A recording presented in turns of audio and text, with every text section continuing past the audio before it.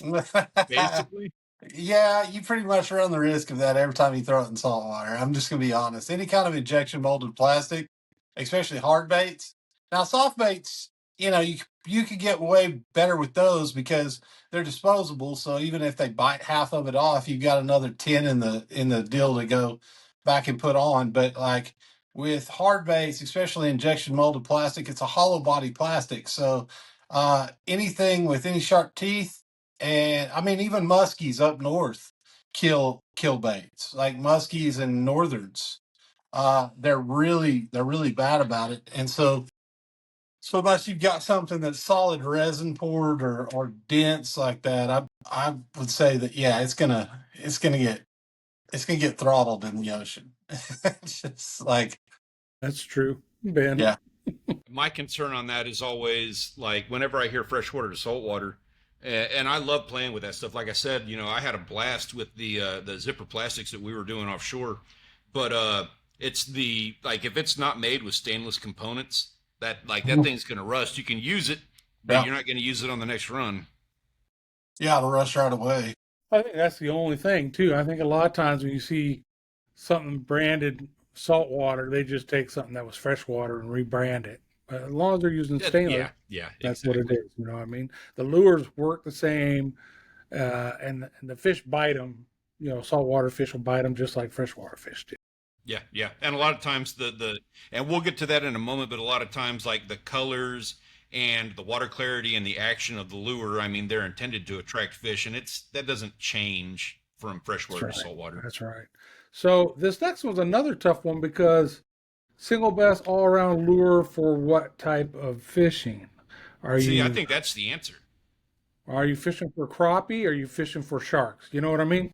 Yeah. For for me on this one specifically, I think for a beginner starting out that's never fished before, I would say a moving bait, and I wouldn't say necessarily a crankbait. It could be a chatterbait, it could be a spinner bait, it could be something that has a little flash to it, or even like but it does depend on the species. Like walleye is far different than bass, or crappie is far different than so there is that, because they hang at different levels of the water column a lot of times. Sometimes they don't, sometimes they hang in the same, but typically, like if you're going after walleye, you're bottom bouncing. That's how they catch those. And typically you're running like spinner jigs, or spinners of some sort. And where with crappie and bass, crappie may be a little small roadrunner soft plastics or something of that nature. And then bass, they'll eat anything.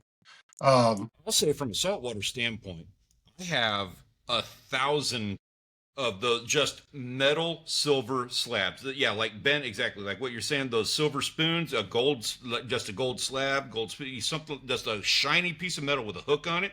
That is Yeah. my absolute all-time go-to.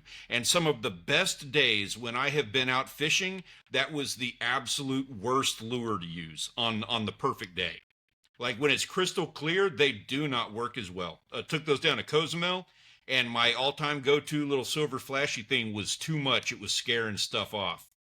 So that's That's really interesting. That's interesting that you said that, because, like, I know in freshwater, in clear days, it's almost like, or at least for us, anyways, in clear day, or like, clear blue sky days, if you throw something that looks like a disco ball, you stand a better chance of getting bit, well, which see, I had a that's, weird time with that in Wisconsin. Like you said, the disco ball just wasn't work. And so we were at a Falcon Lake in Wisconsin, crystal clear water, and I was throwing a silver spoon because I'm from South Texas, and that's just that's what I'm used to throwing, especially if I'm new to the area, I don't know anything. And my brother-in-law's out there; he knows what he's talking about. I'm throwing like this super shiny thing, and I'm getting absolutely nothing. And he was throwing a pumpkin seed soft plastic, and what he was doing was just letting that thing go down and sit on the bottom, and then just give it just the most subtle of little twitches, and he was getting destroyed. And it's like that it was non invasive. It wasn't something that was yeah. shocking the bass and everything. And I mean, he knows that lake and, things like that make a huge difference and all that. But I mean, it was a night and day difference between what we were able to catch in that particular situation.